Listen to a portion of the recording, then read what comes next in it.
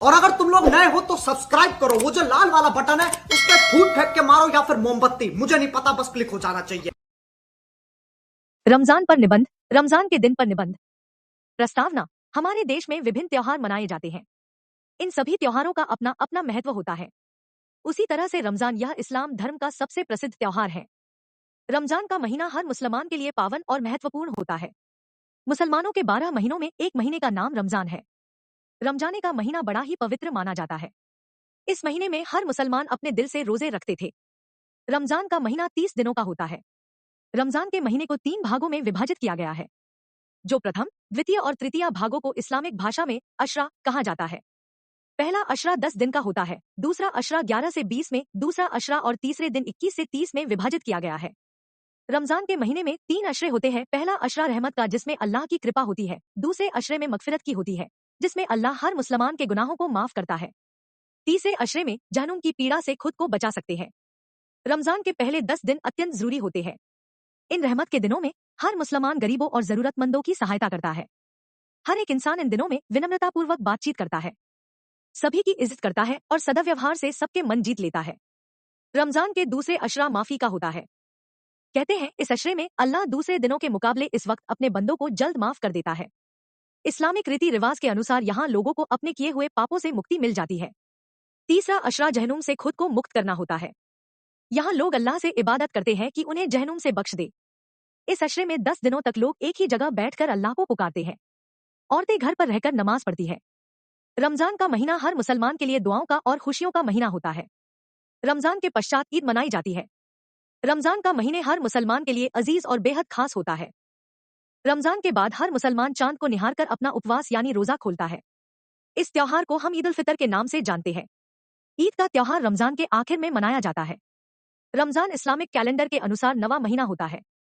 यह पूरा महीना प्रार्थना, भोजन और एक दूसरे से मिलने का एक पारंपरिक त्योहार है।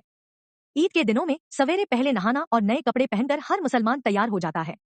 मस्जिद जाने से पहले इत्र लगाते हैं और मस्जिद जाने से पहले खजूर खाते हैं।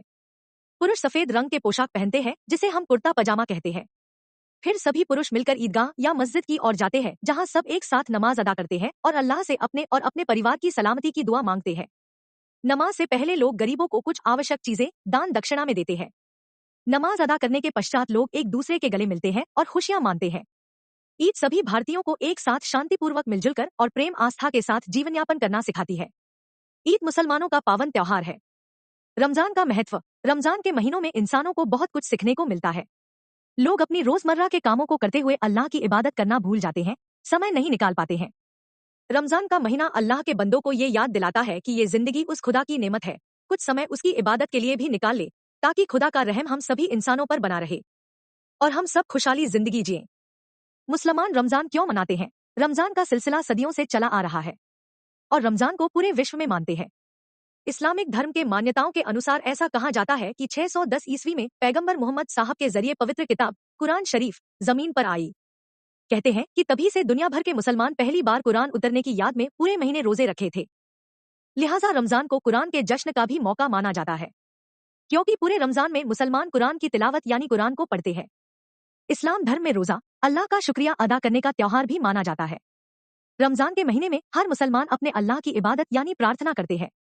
रोजे के दिन हर मुसलमान 5 दफा नमाज अदा करते हैं।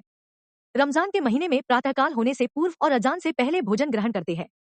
भोजन ग्रहण करने के पश्चात नमाज अदा करते हैं। उसके पश्चात वह सारा दिन उपवास रखते हैं और ज्यादातर वक्त अल्लाह से दुआ मांगते हैं। शाम होने के बाद अपना रोजा खोलते हैं। रोजा खोलने की विधि को इफ्तार कहा जाता है।